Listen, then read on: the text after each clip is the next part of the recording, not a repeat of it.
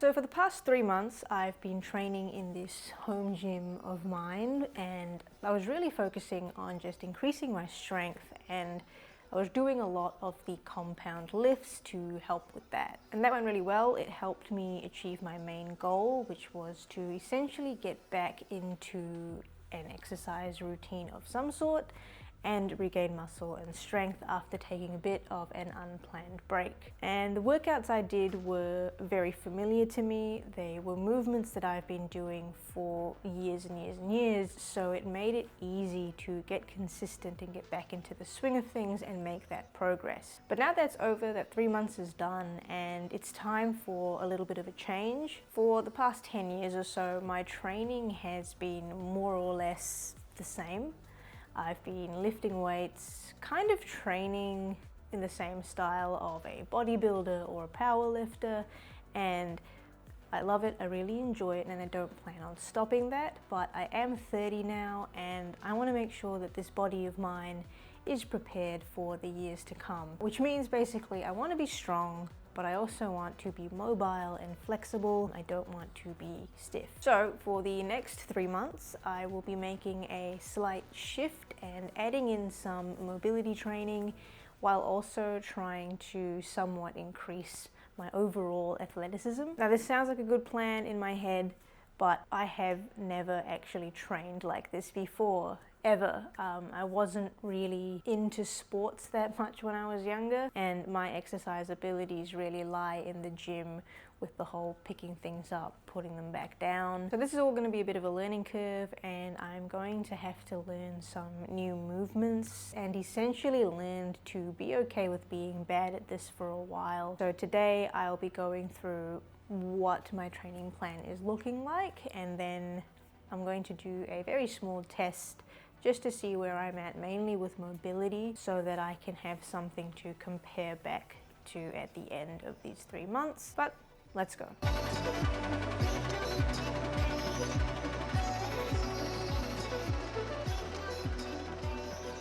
Now, I've been fortunate enough to not actually have experienced any serious injuries these past few years of lifting weights, and that is quite lucky, because I did the cardinal sin of never doing a proper warm-up.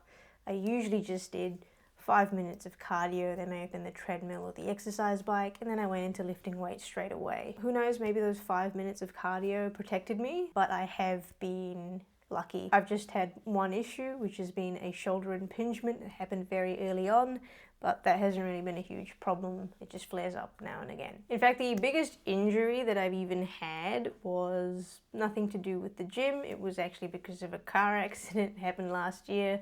My right hip hasn't really felt great ever since that, and that's why I took that large break from the gym in the first place. Why am I going through all this? Well, I'm thinking that being in my 20s was a big reason that I avoided any injuries. My body was young, it was resilient. I won't be able to get away with not actually focusing on looking after it as time just keeps going on. I'm already feeling a lot more stiff. I'm feeling much more tightness than I'm used to, and this is why I'm changing up my training. Mobility and athleticism are very important for injury prevention, but also in everyday movements that you do during your day-to-day life. And doing this kind of training now is going to pay off in decades when I'm hopefully in my 60s and 70s and able to move around without too much of an issue. I have always also had the absolute worst hip mobility. It has made squats a very difficult movement, and I'm really hoping that I can improve this, because it is getting worse rather than better. So adding in some more mobility-based training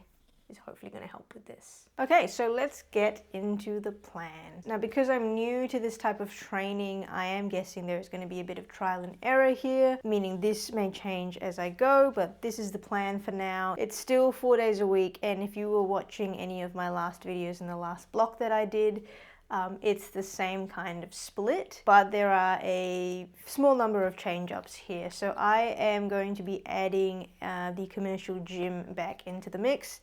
We've had a Club Lime open up near where we live, and it's actually a really cool facility. It's huge, it has really good equipment and some new machines that I haven't really seen or used before. So at this point, for 2 days a week, I will be going to work out in that gym. And those are probably going to be the pull day and the full body day. And then the other 2 days of the week, I'll be at my home gym doing push and legs. Now, this new gym has a Pilates room with the Reformer Pilates machines, and you sort of self-guide yourself through their workouts and programs. So what I am going to do to help, especially with my mobility, is add Pilates 2 days a week. But other than those changes, it's actually a really similar split, just push, pull, legs, full body.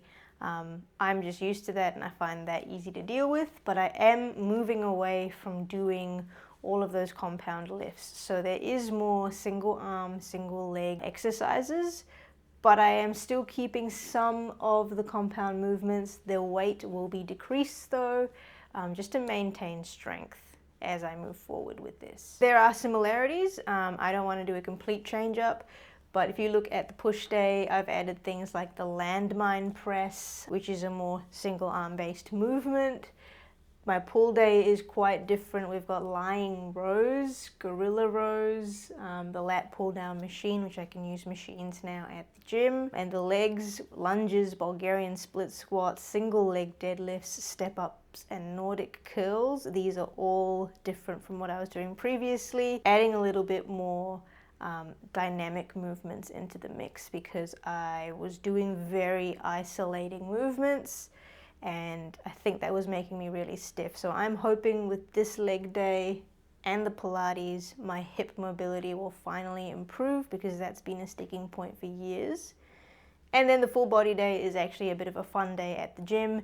The pendulum squat, really cool machine that I've only just started trying out. I've always loved the sled as an exercise, whether it's pushing or pulling it. It is one of my favorite things to do at a gym, so I'm glad that that's back in the mix. And I'm still a little bit unsure on other things to do in the full body day. At the moment I have box jumps. I think this might be a day where I just see what kind of machines are free in the gym and I have a go and just try and get my whole body moving and doing whatever it wants to do. So that's a really fun day and really looking forward to getting the Pilates in, especially for that mobility. So I think that's going to make the biggest difference here. Now it is also spring in Perth now, which means it is not freezing anymore. The sun is coming back out.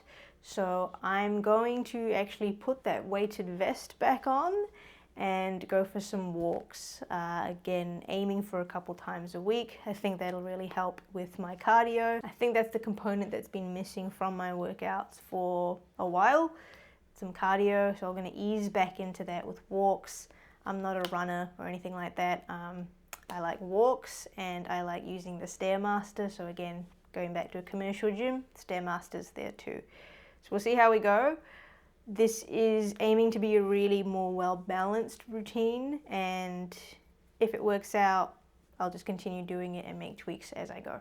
But I'll keep you updated. So the last thing that I need to do is actually to test out where I'm at so that I can see what kind of progress has been made in 3 months' time in terms of mobility and just basic athleticism. I'm not trying to be an elite athlete here, I'm just doing this for long-term health. Okay, so there's I think 3 main tests that I want to do, and they work on areas that I know are problem areas.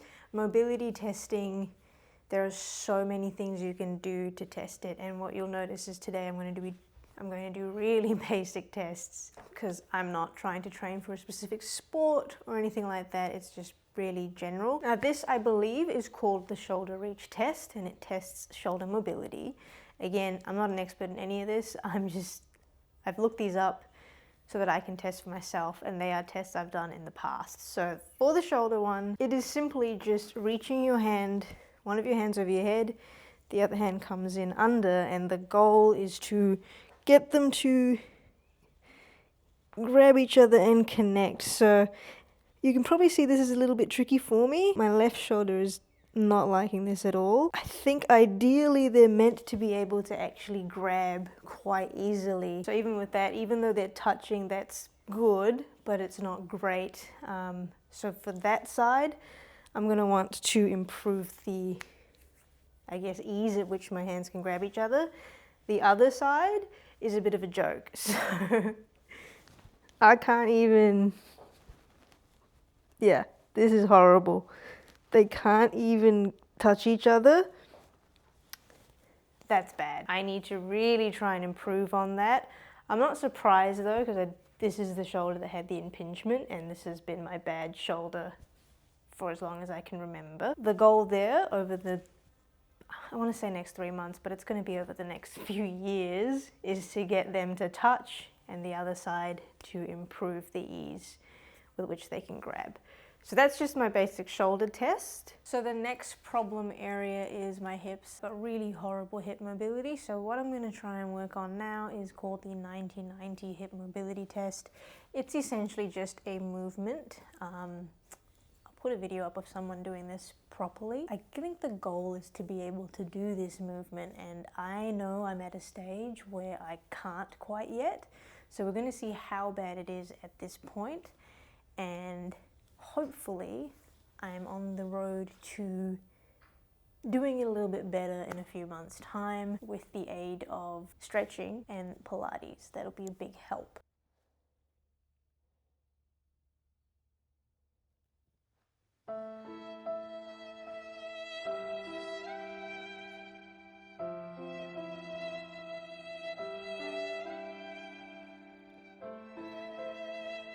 I don't know, you're meant to like start in this sort of position, which I can't even hold, and then you're meant to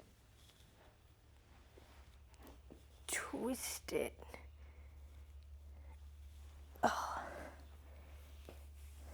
You're meant to be able to do it without any hands. So I can vaguely do the movement incorrectly with the assistance of my hands, but ideally you're meant to be able to flip through the two positions, like this example, pretty easily without any hands. So that's the end goal. I just want to be able to do it correctly, so that's where we're at. So yeah, not the most comprehensive mobility test, just 2 things to start with. Shoulder mobility, hip mobility, they're my 2 problem areas, and they're the areas that I'm hoping stretching is going to help with. Stretching and Pilates, and some of the movements that I'm working on with the workout. And I might try and find someone I know who might actually be able to go through some proper mobility testing, because I'm sure it's not just shoulders and hips that are bad for me. It's just those are the 2 areas that I have noticed because I know how to test them. So I might, in the next few weeks, do a bit more proper assessment just to see where things are. Those 2 goals, more than enough for me right now. As you know, I don't like to slam myself with too many goals at once. So if I just have 2 to work on, 2 tests to improve on, then I think that's a good place to start. And then after I've got those down, I can see what else I need to work on. We want consistent changes that we can do for a long period of time. So my focus is now getting into the habit of things and incorporating these new movements into a routine and getting in the habit of walking again, going to the gym, and Pilates. So we'll see how I go. I might do some videos in the next few months, either going through some of the workouts or seeing how I'm going, but there's really not much else to say. I will see you in the next video, and until then, keep playing the long game.